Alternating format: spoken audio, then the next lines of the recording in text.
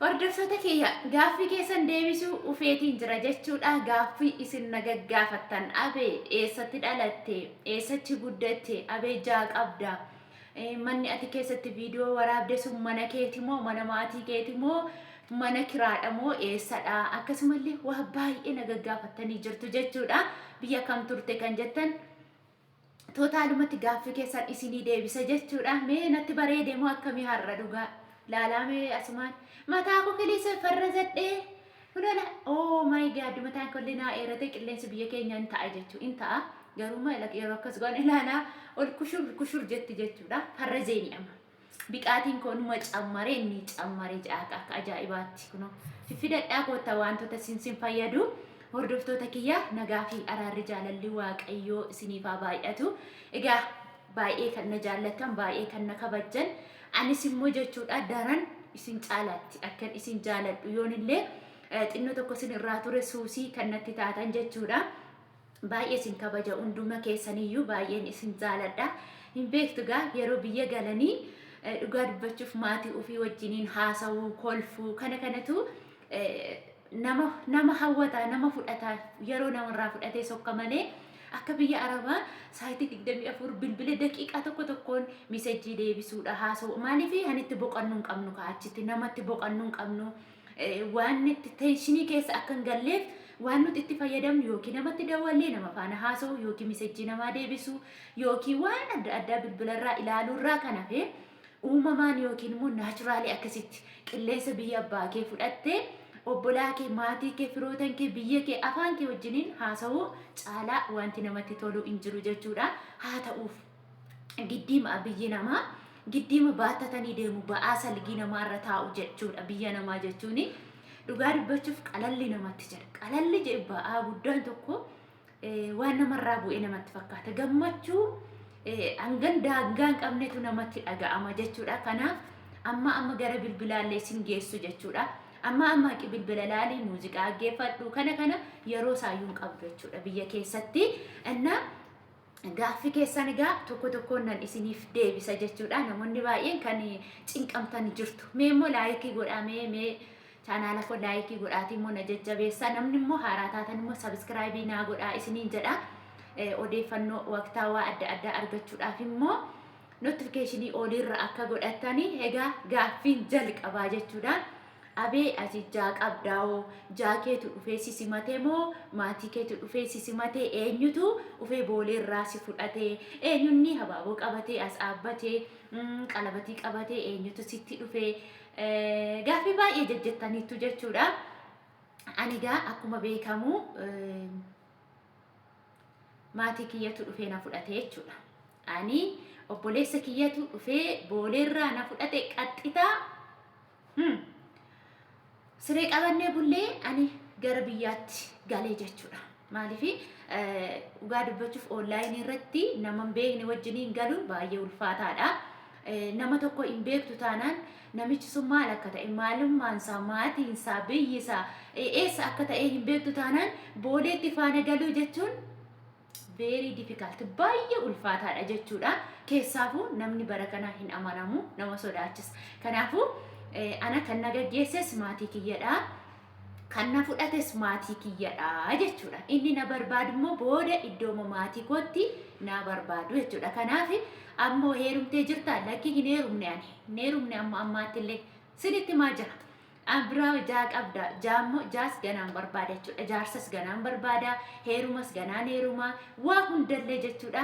Ganaan itti deema jechuudha. Tartiibaanii ariifatuun xinnoo dhaltii jedhu mitiiree kanaafuu suutuma jedhee tasgabbaa'ee waan irra ga'u gahee booda gara jaarsa barbaadu filla fiitii ija koo fuuldura taa'ee ani ija isaa fuuldura taa'ee akkasitti asiin garagashee ilaalee itti heerumaa jechuudha. Kan naa ta'u kan ani isaafii ta'u malee akkasumatti onlaayinii irratti argee ufee itti hin heerumuu jechuudha. Sinii galee dhageessanii deebisanii deebi'e miti. Ammoo inni biraa immoo maal jettanii ati eessatti dhalatte abee Oromiyaa keessaa naannoo kamitti dhalatte kan jettan jechuudha. Ani dhaloonni koo Wallaggadha jechuudha. Wallagga keessa aanaa Habaaboo Guduruu, godina Horroo Guduruu itti dhaladhee guddadhee intala baadiyyaatti dhaladhee guddadhee jechuudha. Biyya kam turte? Biyya ani ture biyya Saudi Arabiyaa magaalaa Riyaad qixa lamaan jechuudha. Kiingi Salmaan isa jedhu bira Kiingi Rood Kiingi Salmaan kan jedhu bukkeen ture jechuudha. Guddadhee darajaan kiyya oluma ka'ee jira. Achin ture siniin jedha. Waggaa hangam turte? Ani waggaa 10 ol achi ture hin jira jechuudha. Takka galeen deebi'e. Waggaa 2 ture biyya galee achi deebi'ee waggaa 8 tureen biyyatti deebi'ee jechuudha. Baay'ee nama salacha'a biyyi nama. Innaa sinii galeera je'ee yaada. Namoonni tokko immoo loqoda kee irratti barree jirra. Ati loqonni kee xiqqoo wantoota jejje'amu keessatti ati shaambuu fakkaattafaa kan jettan illee ni jirtu. Shaambuu godina kiyyaa jechuudha. Jechoota fayyadamuu irratti illee anis baree jira bakka ati jirtu kan jettani. Amma sinii galeera intala Wallaggaa.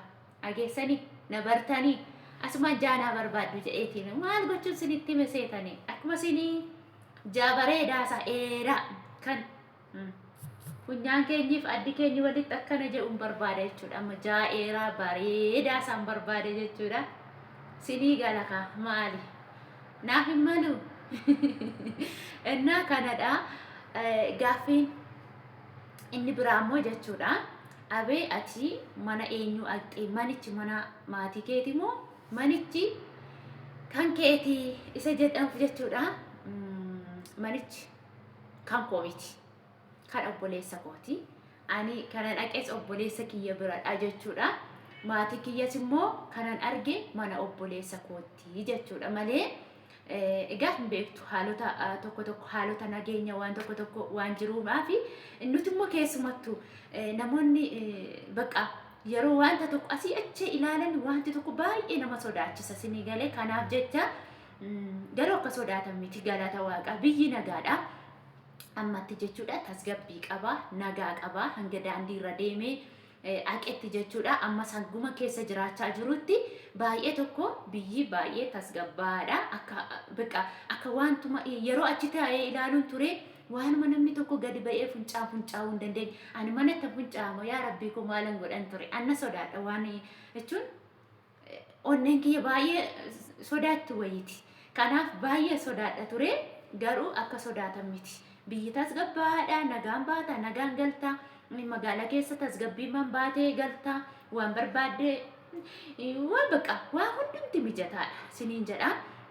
Kanaaf ani maatii kiyyas achumatti waame.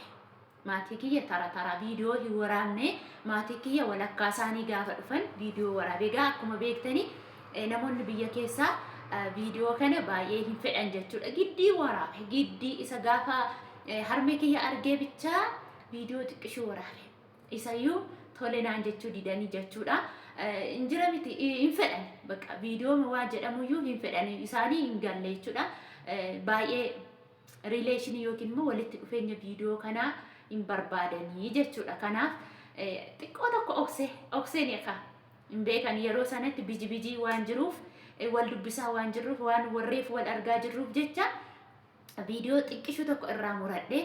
Gaafa warri lammataa obboleewwan kiyya warri hafan haati manaa obboleewwan kiyya warri kun gaafa dhufan immoo hin waraabne jechuudha. Ani gaafa harmee kiyya abbaa kiyyaa fi obboleewwan dhiiraa akkasumas sayyuu kan jedhan tokkos jirti sana waraabe malee boodarra obboleewwan kiyya hafanii fi sayyuu kan jedhan sayyoota baay'een qaba galata waaqaan siniin jedha. Sayyoonnis akkasuma namoonni baay'een sayyuu jechuun maal jechuudha kan jette tokkos obboleettiin tokko jirta. Sayyuu jechuun haadha manaa obboleessa kiyyaatti sayyuu jechuun jechuudha. Sayyoonni koomuu hundi isaanii mucaa baatu mucaan baay'atu hundumtuu mucaa baatu hormaata irra jirra dhugaa rabbi. Amma anuma tafeera natti fakkaata.